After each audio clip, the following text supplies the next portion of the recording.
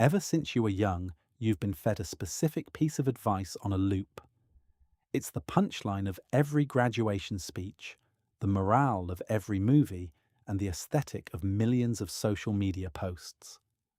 Look deep inside yourself.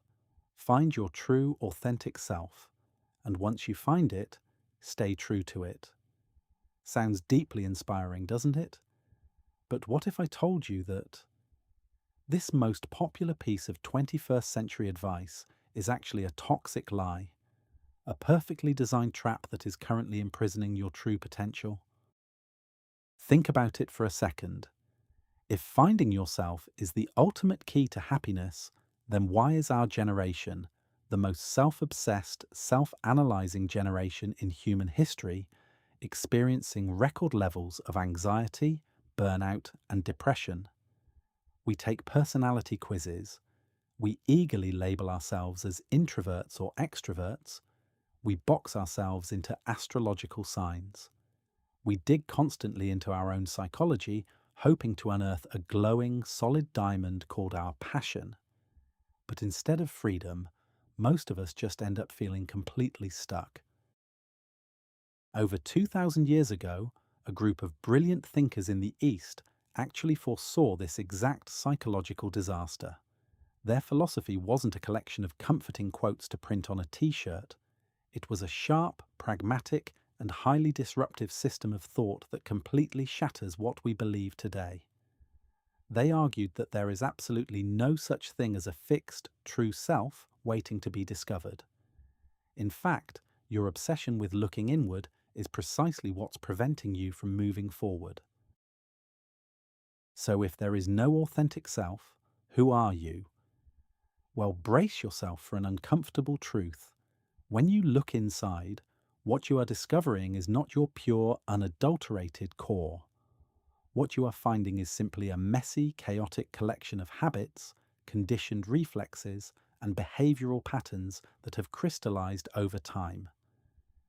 When you say, "I am an angry person," that is not your true identity. That is just you having reacted with anger so many times that it became a well-worn groove in your brain. These ancient philosophers understood that human beings are incredibly complex, messy, and ever-changing entities. You are not a statue carved from a single block of marble.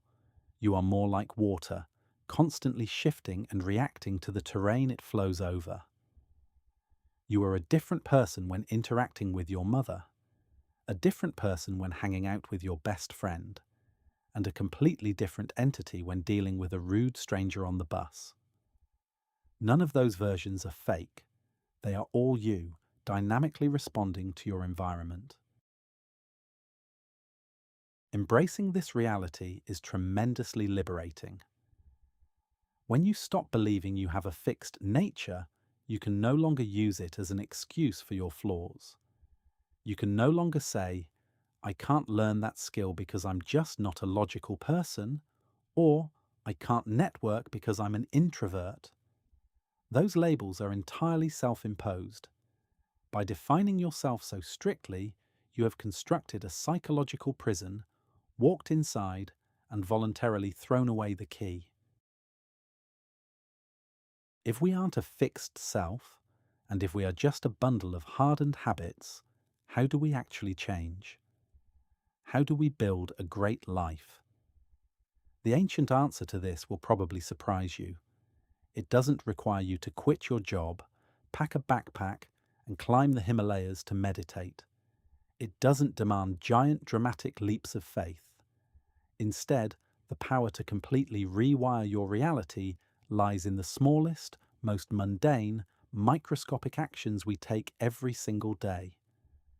They understood the profound power of as-if rituals. Today, we have routines to optimize our productivity. But the ancients had rituals to bend reality. And don't confuse this with elaborate religious ceremonies or mystical magic tricks. These are incredibly microscopic, deliberate actions designed to short-circuit the reflexive patterns you've unconsciously built up in your daily life. The concept is called acting as if. It means temporarily playing a role to completely shatter the status quo. For example, you come home after a terrible day, feeling irritable, and your partner is equally exhausted. Normally, a predictable argument ensues. But what if, as you open the door, you decide to act as if you are overwhelmingly overjoyed to see them? You might immediately think, but that's being fake. I'm suppressing my true feelings. No, you are not being fake.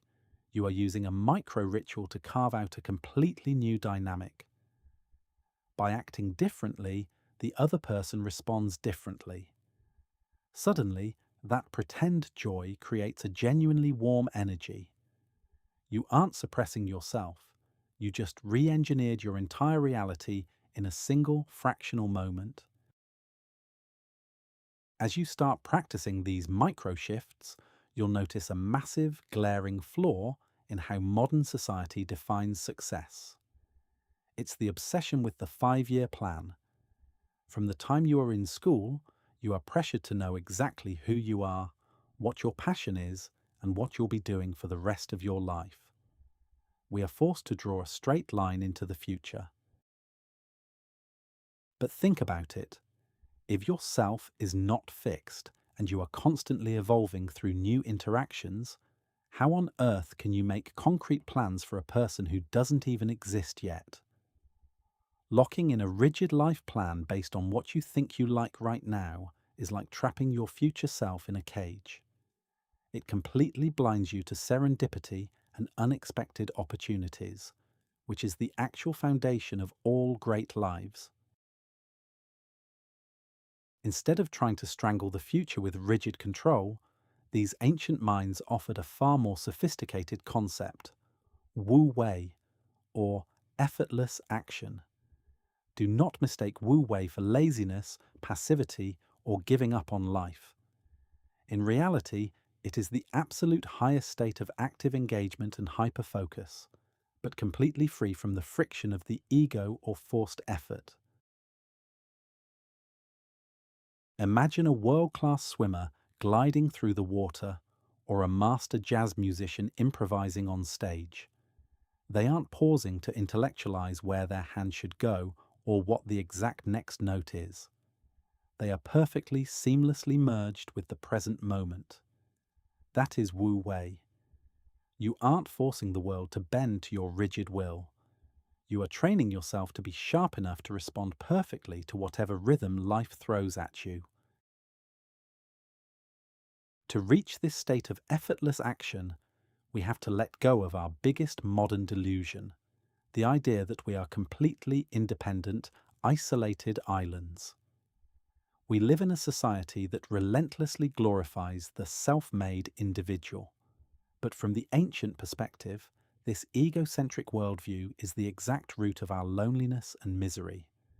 The truth is, we are not standalone entities. We are defined entirely by our connections. Imagine the world not as a collection of separate, inanimate objects, but as an infinite, vibrant, and vibrating web of relationships. Every single word you speak, every micro-expression you show, sends a ripple across this dynamic web. When you obsess only over your own feelings and your personal growth, you sever those connecting threads. But when you shift your focus to cultivating the energy between you and others, absolutely everything changes. Modern pop culture constantly blasts the message: you must love yourself first before you can love anyone else. But these brilliant minds would argue the exact opposite. You construct a better, healthier self through the act of loving others, through compassion, and through active engagement with the world. You don't heal your internal psychology by locking yourself in a room and staring into a mirror. You heal it by going out and tending to the garden of relationships around you. This brings us to a radical, groundbreaking redefinition of what it actually means to be great. We usually think greatness is reserved for billionaires, tech founders, or historical conquerors. We think it requires a grand, monumental destiny. But true greatness is remarkably quiet. It is forged in the thousands of tiny, seemingly insignificant interactions you choose to make every single day. Holding the door for a stranger, genuinely listening to a friend in pain, choosing grace instead of blinding rage. Those microscopic moments are the actual building blocks of a profoundly influential life. So it is finally time to stop the exhausting, endless, and hopeless search for your true self. Stop digging in the dark corners of your psychology for a hidden treasure that simply isn't there. You are not a complicated puzzle waiting to be solved. You are a masterpiece waiting to be painted, stroke by stroke, action by action, and choice by choice. Remember this above all else. You are not a noun. You are not a fixed label, a static personality test, or a rigid 5-year plan.